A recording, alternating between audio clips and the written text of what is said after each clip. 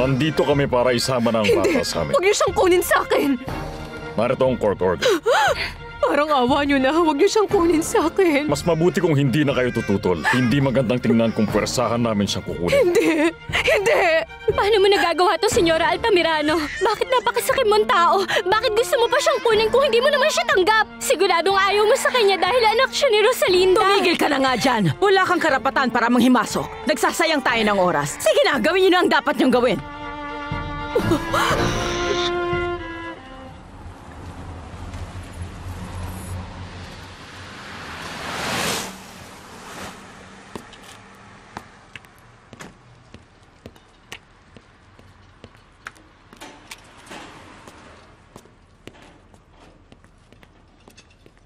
Nahanap ko na siya, Mauricio. Sino? Ang babaeng pinapangarap ko. Ang perfect star. Talaga? Saan mo siya nahanap? Dito mismo. Sa loob ng bahay. Sino naman na nagpakilala sa kanya? Wala. Nandito siya para magnakaw. Hindi!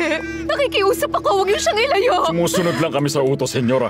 Pero nagkakamali lang naman sila. Maayos at ligtas ang bata sa akin. Walang magmamahal at mag-aalaga sa kanya tulad ng ginagawa ko. Hindi ko na yun problema. Kung ako sa'yo, ibibigay... Parang awa niyo na! Parang awa niyo na! Hintayin niyo na lang makabalik ang ama niya! Parang awa niyo na! Akin na! Hintayin niyo na Ibigay lang mo ang bata sa makabalik akin! siya! Ibigay mo siya sabi! Tayo na! Hindi ka aalis dito ng dala mo ang bata! Pakiusap, senyora. Huwag ka na maghanap ng problema. Hindi! Hindi niyo siya pwedeng kunin sa akin! Hindi! Hindi! Hindi! Hindi pwede! Masama mo! Marurusahan ka rin ng Panginoon! Hindi pwede!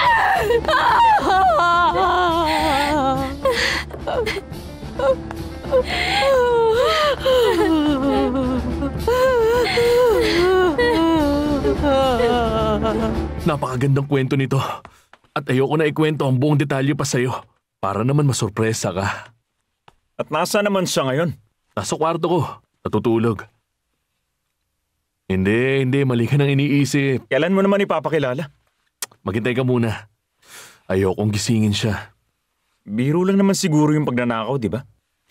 Hindi, seryoso. Isa siyang magnanakaw. Pagnanakaw ng puso mo. Nakakamangha siya. Napapaisip tuloy ako. Gusto ko na siya makilala. Anong pangalan niya? Hindi ko pa alam kung anong pangalan niya. Ang alam ko lang nahanap ko na siya, Mauricio. Nasa kwarto ko na siya. At sa akin na siya.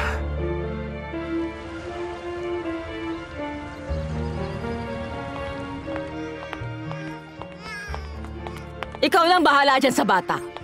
Nakuha mo ang gusto mo, senyora. Bakit? Wala ka bang tiwala? Dalhin mo siya kung saan mo gusto. Basta yung malayo sa kwarto ko para hindi ko siya naririnig umiyak. Naintindihan mo? Opo, senyora.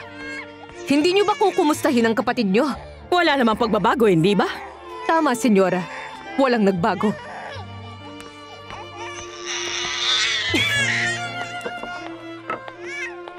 Heto, Alcira. Dalhin mo siya sa kwarto mo. Nakuha na pala siya. Kayo ng dalawa ang bahala sa kanya. Pero sa'yo siya binigay ni Senyora Valeria. Ayoko ng isa pang responsibilidad. At isa pa, mas kailangan ako ni Alfredo ngayon. Alagaan niyo siyang dalawa. Huwag na kayong magreklamo.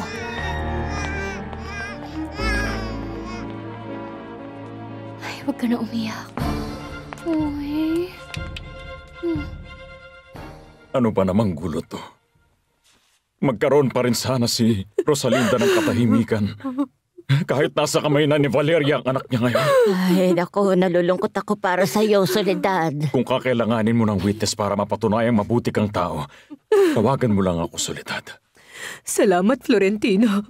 Pero sa ngayon, wala pa akong pwedeng magawa. Gumawa tayo ng paraan. Hindi natin pwedeng hayaan na lang ang batang yun sa kamay niya. Kung makakapag-isip lang ako ng iba pang paraan, sobra akong nalulungkot ngayon.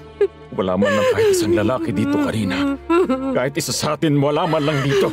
May dala silang court order ng dumating Florentino kaya wala rin tayong magagawa. Ipapakita ko pa rin ang galit ko sa kanila at sisipain ko ang babaeng yun palabas dito. Ay, Florentino, wag mo nang palakihin pa ang gulong ito. Kung gagawin mo yon, sigurado, sa kulungan ng bagsak mo. Kahit na, gagawin ko pa rin ang bagay na yon. Eh, ikaw, Soledad, dito ka pa rin ba? Hindi, Asuncion. Ano namang gagawin ko dito mag-isa?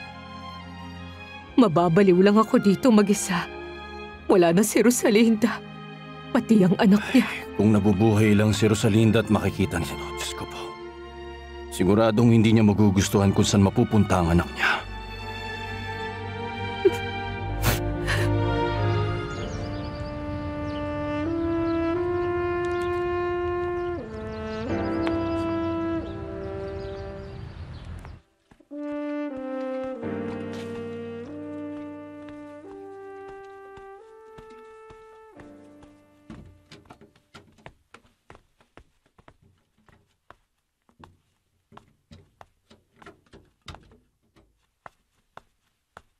Ay, Diyos ko naman!